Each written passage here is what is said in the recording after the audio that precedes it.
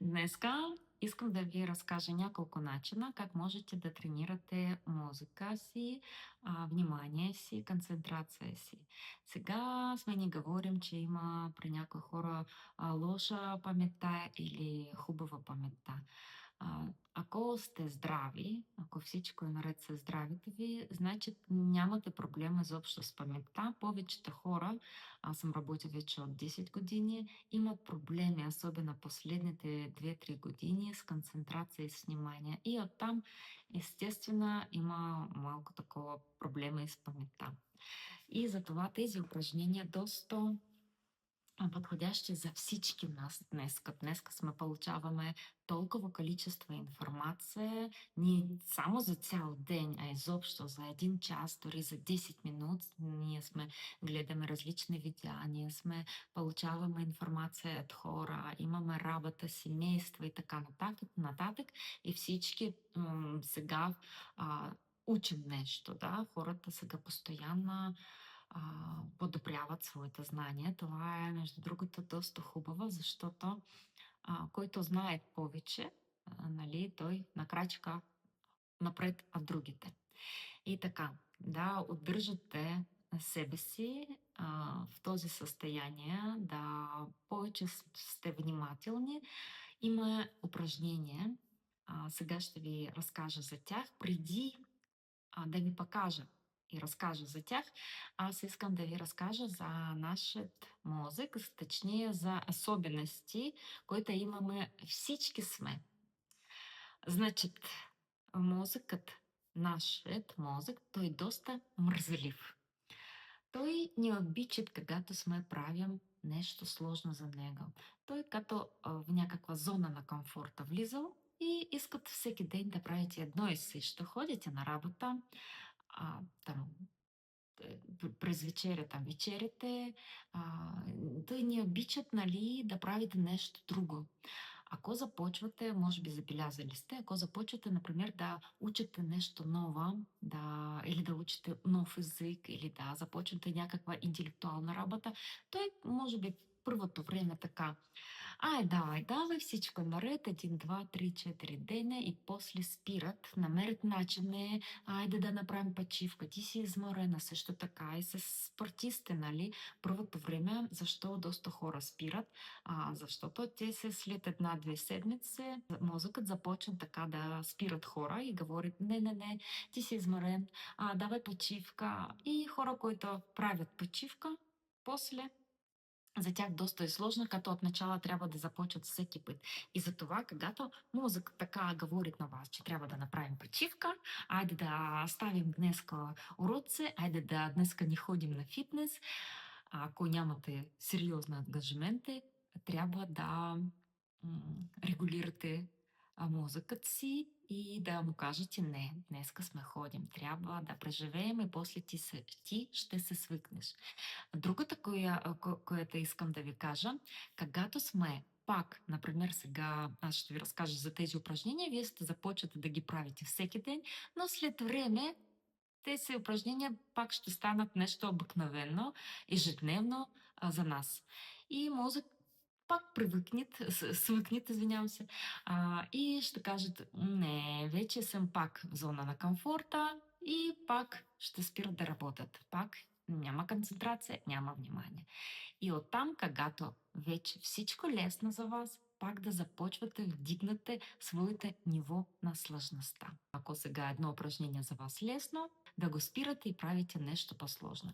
Значит, ние развиваме само в този момент, кога имаме сложни неща, нови неща. И така, аз искам да споделя с вас още един опит, който имам наблюдение за 10 години, дори повече години вече занимавам с тези неща и с хора, как сме възприемаме информация. Това не важи за децата, защото децата, за тях доста всичко е полезно. Те като бяла хартия, нали? Ние сме вече се свикнали начал, с който трябва да учим и когато при мене има нов ученик, аз вече знам, защото 99% всеки път повтарят едно и също всеки път. Няма изключение, практически няма изключение. Само има изключение там, където човек вече достатъчно учил нещата и мозъкът вече е свикнал да получават всеки път нова информация. Той не спира да работи. И кога човек започва при нас курсове, първите уроци са лесни за всички.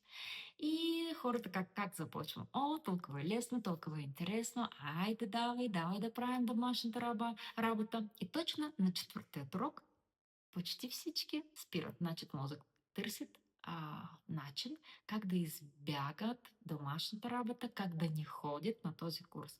Намерят нещата. Разбира се, може би хора наистина имат някакви ангажименти, но тук, когато това е постоянна, значит, давай днеска няма да ходим, той така говори в главата. Давай днеска малко почивка. Вече не ми е интересно. Не ми е интересно и изобщо не ми трябва тази работа.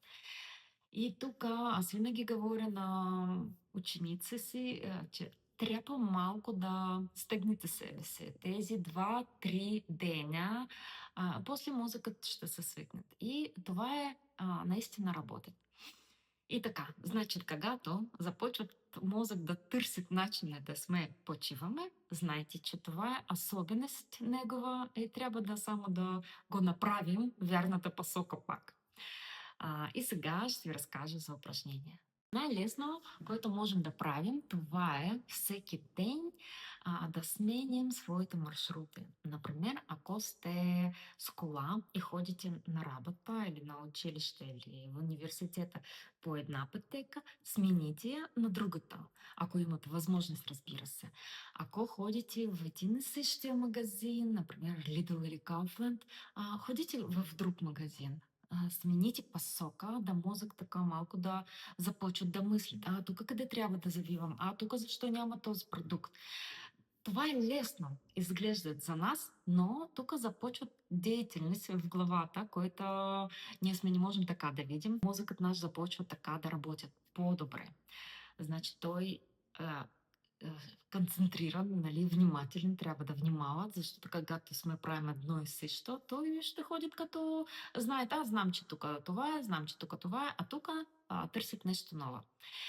Така, другото, какво можете да правите да всеки ден, значит, ако чистите зъби с дясната ръка, смените на лявата ръка. Това изглежда лесно, но това е пак трябва да концентриране в този момент, да внимателни в този момент. И тук за мозъка пак някаква нова активност. Разбирате, ако напротив с лявата ръка правите нещо, направите с дясната ръка. Значи, другата искала да ви покажа. Аз дори имам цялата книга написала за тези кинезиологични упражнения. Там доста различна, разбира се, сложността на нивото, но може и без пари да не изхарчите, нали, правите самостоятельно. Вземете две химикалки или два маркера и пишете. Аз тук направила като пример едновременно, значит, с една ръка и с другата ръка цифри. Едната ръка пишете едно, другата две, но едновременно. Следващата това е нула. Сега аз виждала няколко пъти реклама ми излязат за такива упражнения, за такива тетрадки, книги. Няма смисъл, разбирате. Можете самостоятелно да рисувате къщичка, да рисувате рибка, да какво искате и за децата. И това е като игра и доста интересно. Можете да седнете и цялото семейство правите. Да сега ти кажеш какво сме рисували с дясната, какво с лявата ръка. Ако имате детския център, също това е доста интересно и като екип можем да направим. Кой какво напишат, защото когато сме правим за първия път, всичко е доста смешно, правим с грешките и така. Играйте с цялото семейство. Следващата какво може да правим? Има гимнастика за мозъка, която правят с ръцете. Може би видели няколко пъти. Аз ще ви разкажа днес за най-лесното, после в другите видео ще покажа и други. Най-лесното това е при нас с децата сме правим, но и с възрастни маймунка. Значит, тези упражнения пак правят по-добра концентрация. В този момент, ако за вас е сложна, мозъкът така спира да мислят за другите неща, само искат да справят с този упражнение. Значит, с едната ръка вземем носа, с другата ухо. И после сменяме ръцете. Ако ви е сложно, значит правите бавно. Ако ви е лесно, значи трябва да забързате, нали? Можем да направим с пляскава.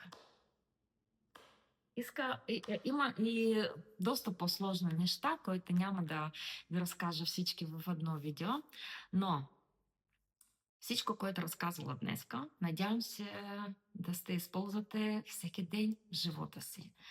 Но най-хубава, какво можете да правите, това е да учите нов език или да учите нещо сложно. Например, започнете да учите китайски иероглифи. Това е сложна работа за нас, нали, който ние сме знаем нашата азбука и там изобщо другите неща. Започните да четете, например, някаква сложна книга за вас, дори и по-мъничко, но всеки ден, като и при спортисти, трябва постоянно правим сме нещо, да имаме после резултат. Надявам се да ви была полезна. До скоро срещи!